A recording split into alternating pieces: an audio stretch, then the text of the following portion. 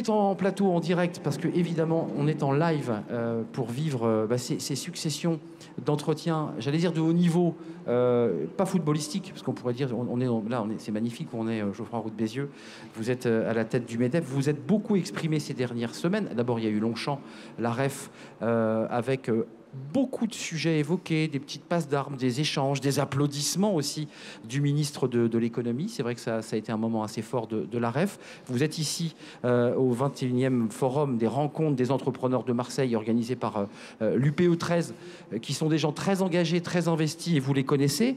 D'abord, j'aimerais vous poser la question pour qu'on règle cette affaire tout de suite, parce que dès que vous avez lancé cette question des salaires, tout ça est monté. Alors vous l'avez de nouveau réévoqué sur une chaîne de télé il y a quelques jours. Vous allez nous l'éclairer, peut-être nous éclairer votre pensée sur Bismart, sur cette question des salaires.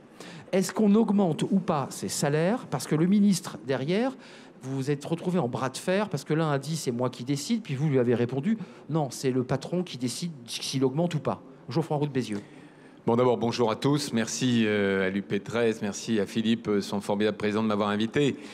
C'est pas moi qui ai lancé la question des salaires, c'est Monsieur le maire qui, effectivement, sortant un peu de son rôle, pardon de le dire comme ça, a dit il faut augmenter les salaires. Alors, évidemment, ce genre de déclaration... vous avez pris un petit accent de Marseille, là. Vous avez pris une pointe d'accent de Marseille. Pas du tout. Non, vous savez, moi, je suis poitevin par ma mère, lyonnais par mon père, et j'ai posé une bretonne. Donc, malheureusement, bon, je le regrette, mais j'ai pas d'origine marseillaise.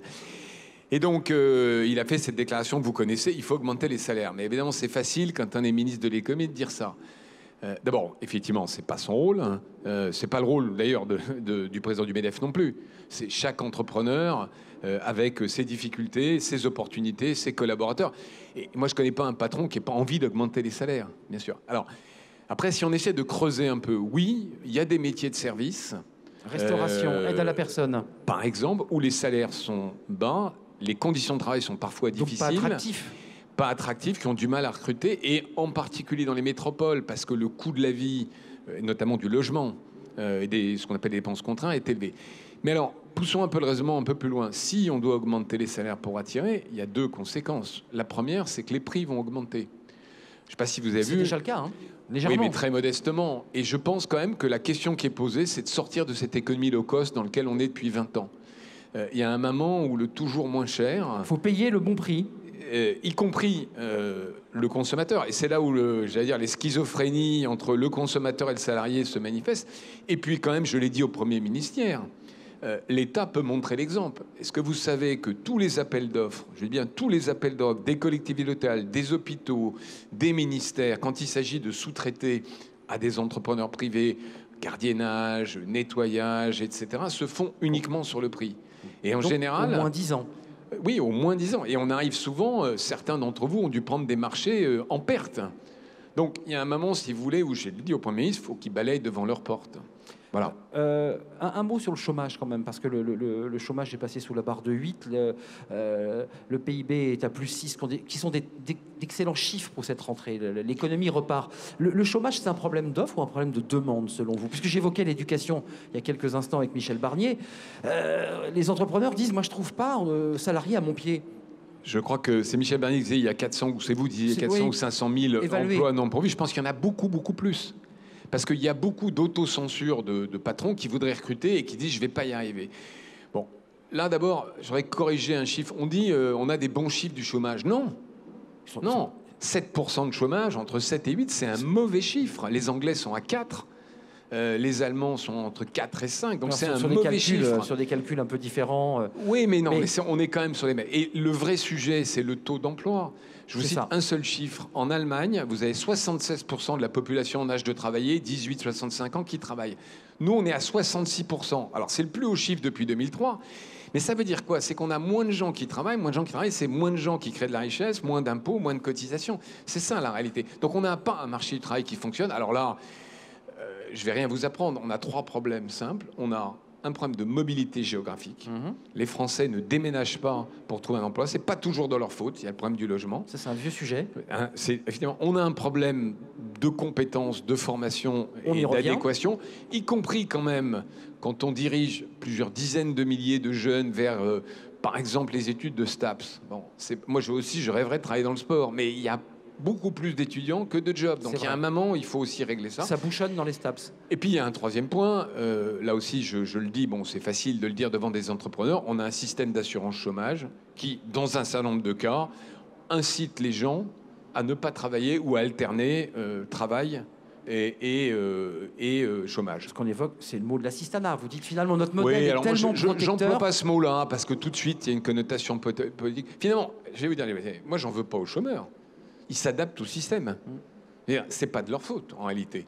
À partir du moment où pardon de dire comme ça, mais le machin qu'on a créé, le MEDEF y a contribué aussi depuis 30 ans. Réformé d'ailleurs récemment et. Ben non, pas encore réformé. Ouais, réformé le 1er octobre si tout va bien, hein, parce qu'il y a encore le Conseil d'État, là, machin, et truc. Bon, mais on a créé un système qui est d'abord une usine à gaz auquel personne ne comprend rien, et deux qui quand même pousse les gens à ne pas travailler. Et d'ailleurs, c'est absolument incroyable. Aux États-Unis, vous avez vu que pendant la pandémie, ils ont créé une assurance chômage, $2000 par mois pendant la. Et là, il y a des États qui l'ont supprimé et d'autres qui l'ont gardé. Et bien, on voit tout de suite le résultat sur le chômage, sur le taux d'emploi. Sur le mouvement. Et oui, et c'est logique. Les gens, ils sont pas complètement idiots quand vous les payez à rester chez eux. Avec en plus, disons-le aussi, le travail au noir qui peut jouer. C'est pour ça qu'il ne faut pas parler forcément d'assistanat, c'est pas le bon mot. C'est le système qui va pas bien. Un mot sur les retraites. Vous êtes beaucoup exprimé sur ce sujet et Michel Barnier l'évoquait tout à l'heure. La France, pour le dire simplement, ne travaille pas assez. On ne travaille pas assez longtemps. Comment on fait? On fait une retraite à la carte lorsqu'on est un salarié d'un métier pénible, la maçonnerie, des métiers où on porte des charges lourdes. On ne peut pas travailler jusqu'à 65 ans, c'est une évidence. Le corps ne peut pas résister à cela. En revanche, métier de service, on peut aller d'une manière très libre jusqu'à 67, 68. C'est quoi l'idée? On ne fixe pas de règles, on dérégule. D'abord, deux choses simples. On est dans un système par répartition. C'est les jeunes qui payent pour les vieux. Bien malade ce système d'ailleurs. Et donc, il y a une démographie, c'est inéluctable, il va falloir reculer l'âge de la retraite pour tout le monde. Ça, c'est une vérité, elle n'est pas facile à entendre. La seule chose que j'ai dite encore au Premier ministre hier, c'est qu'on ne peut pas faire cette réforme qui est la mère de toutes les réformes sans avoir annoncé à l'avance parce qu'elle concerne tout le monde. Bien sûr. Et donc, c'est pour ça qu'on dit faites-le, mais faites-le en septembre 2022. Et j'insiste là-dessus, ne refaites pas des concertations. On a passé 2 ans à aller voir Delevoye tous les 3 mois. On rentrait, on ne comprenait pas. On sortait, on ne comprenait pas plus. Donc, à un moment... et qui n'a pas pu porter la réforme, d'ailleurs. Mais bien sûr, et la démocratie est là pour ça. Il y a une campagne présidentielle, il faut qu'ils disent la vérité. Et c'est d'ailleurs l'ambiguïté, quand même. C'est qu'en 2017, ça n'a pas été abordé. Bon. Après, est-ce qu'on fait une retraite à la carte? Oui, non. Oui, bien sûr, un carreleur ne peut pas partir à la retraite au même âge qu'un consultant en informatique. Enfin, il ne faut pas non plus qu'on arrive à un système où il y a des gens qui partent à 55 ans et d'autres à 75. Parce que là, c'est la solidarité qui se défait. Si on était un système en capitalisation, il n'y aurait pas de problème. Chacun serait responsable de sa retraite. On a fait le choix collectivement en 45, parce qu'il y avait 4 actifs pour un retraité, d'être en répartition. Maintenant, il faut qu'on assume ce choix et qu'on l'assume quand même vis-à-vis de nos enfants. Discuter avec vos gamins. C'est quel âge si vous avez des gamins en âge de... J'ai des enfants. Moi, je suis assez frappé. Des gamins de 23, 24 ans qui nous traitent, pardon, d'escrocs quasiment, en disant vous en avez bien profité. Donc on a quand même une responsabilité. On ne peut pas éluder ce sujet. C'est pour ça que moi, j'attends des candidats à la présidentielle un discours de vérité. Jean-Luc Mélenchon a dit 60 ans, Marine Le Pen a dit 60 ans, M. Barnier, je l'ai entendu tout à l'heure, M. Bertrand a dit 60 ans. Bon, on attend que tout le monde dise. Puis après, les Français décideront. Et les Français, ils ne sont pas idiots. Oui, personne... Enfin, il y a des gens qui ont envie de partir à la retraite, je comprends, hein, c'est humain. Mais ils savent aussi que le système ne tient pas. Juste d'un mot, il en va de notre modèle de répartition, puisqu'en fait, globalement, c'était 2 actifs, 3 actifs pour un départ en retraite. Aujourd'hui, on est à 1 actif et demi pour 1,7. Donc ça ne tient pas. C'est-à-dire que mécaniquement, financièrement, ça ne peut pas tenir. C'est une évidence. Bien sûr, et je pense qu'on peut l'expliquer. Bon, ici, dans cette salle, avec des entrepreneurs, des gens du monde économique, c'est facile à expliquer, mais je pense qu'on peut l'expliquer simplement aux Français. Encore une fois, ils sont pas idiots. Et j'ajoute, pardon, pour compléter, que notre modèle social ne tient pas. On a probablement un des systèmes les plus protecteurs. Alors, on peut discuter de ce niveau de protection. J'ai entendu, et d'ailleurs il a raison, Michel Barnier, dire qu'il y avait de la fraude. Donc, évidemment, il faut régler ce problème de fraude. L'idée de la carte vitale nouvelle est, à mon avis, assez maligne. Et c'est assez opérationnel. J'allais dire, c'est pas une idée d'énarque, même si je pense que... Je sais pas s'il a fait d'énarque. Non. Mais... Élu de terrain, savoyard. Une idée de terrain opérationnel. Mais une fois qu'on a dit ça... ça ne suffira pas. Il faut qu'on travaille plus. Moi, je ne suis pas économiste, mais la richesse d'un pays, c'est le nombre de gens qui travaillent multiplié par leur temps de travail et leur durée de travail. C'est aussi simple que ça, parce que c'est le travail qui nourrit les cotisations, les impôts et les services publics. Je m'autorise à cette remarque sur le plateau de Bismarck quotidiennement ou régulièrement sur notre plateau, dans l'émission Smart Job, il y a des chefs d'entreprise qui nous disent « Nous, on est déjà en train de réfléchir à la semaine des 4 jours ». Est-ce qu'il n'y a pas comme ça une contradiction entre des entrepreneurs qui disent « Moi, je pense qu'il faut le bien-être, il faut une semaine des 4 jours », et puis en même temps, j'irai une matrice générale qui dit « Il faut travailler plus ». Là. Et c'est quoi la vérité ? Je ne connais pas énormément d'entreprises qui sont sur la semaine de 4 jours. Il y a quelques exemples. Quelques-unes. Oui, quelques-unes. Non, par contre, et d'ailleurs, vous l'avez vu pendant la pandémie, le télétravail a complètement changé le monde du travail. Et le bien-être au travail, il passe aussi par cette combinaison de télétravail quand c'est possible et de présentiel. Donc on ne reviendra pas en arrière. Si vous voulez, il y a 2 choses auxquelles je crois absolument pas. C'est la décroissance d'un côté et la réduction du temps de travail. Et les deux, d'ailleurs, sont un peu physiquement liés. Parce que, à la limite, si le monde entier faisait la même chose en même temps, bon, peut-être, pourquoi pas. Mais là, donc je ne sais pas s'il y a beaucoup d'entrepreneurs sur Bismarck qui font la semaine de 4 jours. En tout cas, 32 heures ou semaine de 4 jours, c'est pas vraiment mon truc. Non, mais c'était intéressant de vous entendre, parce que ce débat-là, vous l'avez vu, égraine parfois. Après, chacun est libre. Les journaux, les articles, les reportages télé. Chacun est libre. Parce que si vous arrivez à trouver un modèle économique, vous avez des gens qui travaillent 32 heures, qui sont contents de leur rémunération, et que l'entreprise s'y retrouve. Moi, je suis libéral, j'ai pas mot de ça. Et donc, la liberté, c'est la liberté d'organiser. Donc, on peut aujourd'hui travailler 32 heures, ou 4 jours, comme vous voulez. Libéral au sens philosophique du terme, mais bien au-delà de l'aspect économique. Justement, c'était très intéressant dans la situation où vous êtes, Geoffroy Roux de Béziaux, à la tête du MEDEF.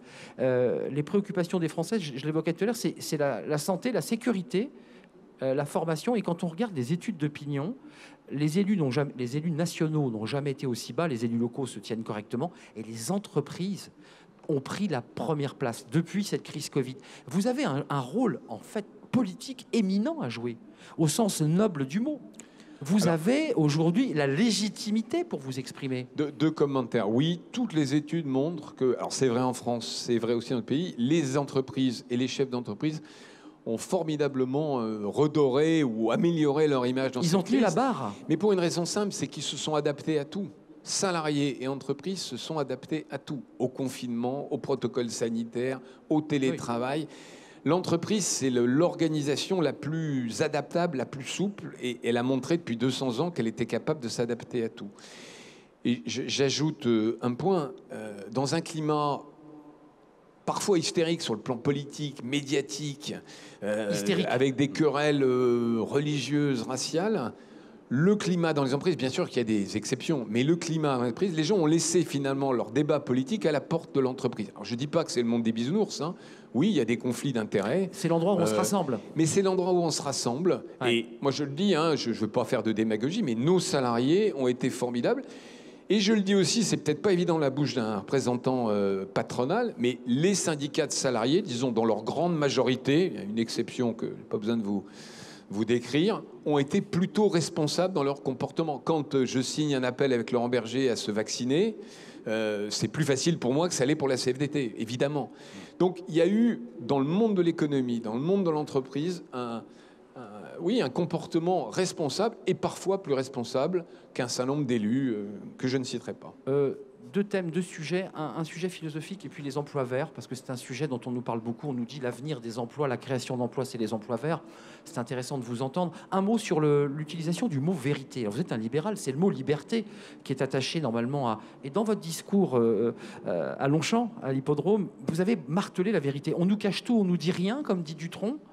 Non, non, c'est parce que justement, je pense qu'on est rentré dans une ère où, à cause des réseaux sociaux, on arrive à mettre sur le même plan la vérité, les faits, la science, et puis autre chose. Et si vous voulez, bon, il y a 2 exemples qui sont très frappants. Quand j'entends parler de dictature sanitaire, moi, je suis désolé, si vous voulez, la dictature, c'est quand on arrête des journalistes, c'est quand on empêche les femmes de travailler ou de se promener dans la rue ou qu'on les oblige à mettre un niqab. Enfin, c'est pas ça, la dictature. Oui, il y a des contraintes. Moi, j'aime pas le pass sanitaire, j'aime pas mettre un masque, comme vous tous. Mais attention aux mots, parce qu'après, tout devient relatif. C'est ça.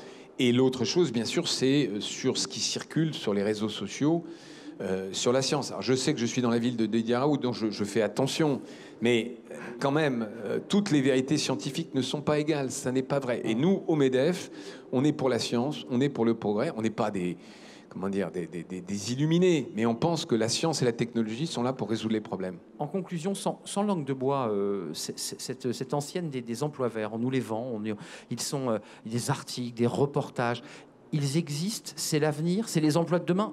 Là, Michel Barnier évoquait l'industrie, sans évoquer d'ailleurs les emplois verts. Est-ce que c'est une industrie décarbonée?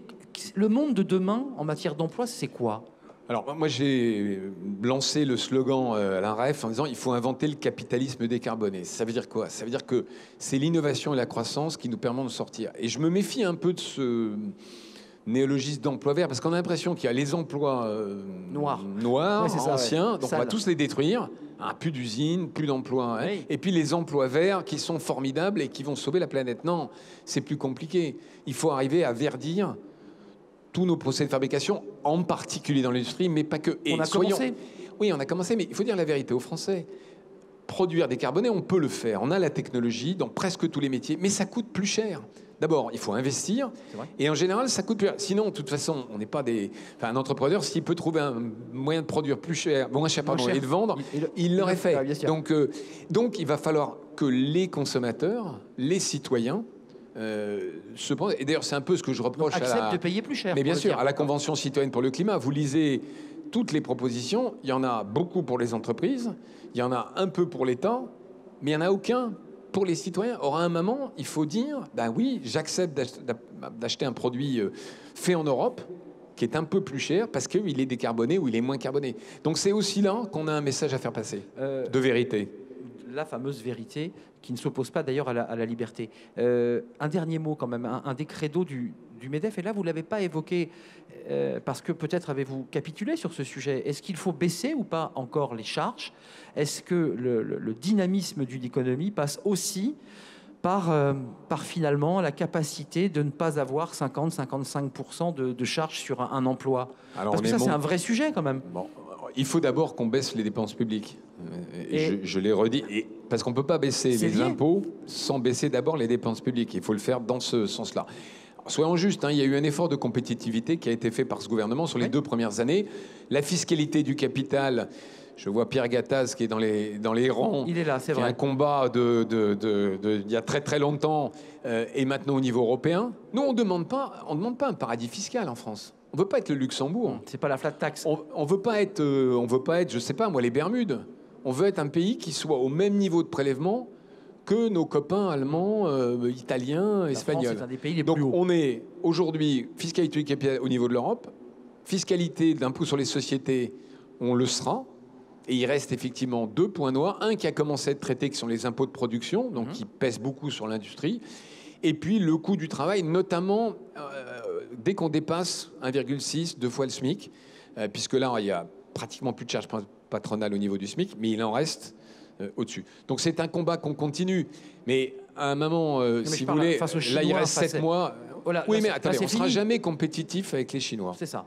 Ou les Thaïlandais, ou même des pays... Et là aussi, la question du libre-échange se pose. Alors, je vais faire court, malheureusement, c'est un vrai débat. Nous, on est pour le juste échange. Le juste échange, c'est pas du protectionnisme. Mais si on évoquait ce sujet avec Michel mais Barnier. c'est pas la naïveté. Moi, je suis tout à fait aligné avec ce qu'a dit. C'est pas la naïveté dans laquelle on a été. Grande porte ouverte, on fait ce qu'on veut. Ne tombons pas du mauvais côté de la force, comme disent les enfants. C'est-à-dire le protectionnisme que certains poussent. Mais ne soyons plus les idiots du village mondial. Ça sera le mot de la fin, Geoffroy Roux de Bessieux. Merci d'être venu sur notre plateau. Merci à vous. Merci à l'UP13 de m'avoir invité. Merci à tous ceux qui étaient là et qui nous ont évidemment écoutés. Merci pour cet entretien accordé à Bismarck. C'est un vrai plaisir de vous accueillir. Merci à vous qui nous avez suivis. Puis merci à vous, dans le public, de nous avoir évidemment écoutés.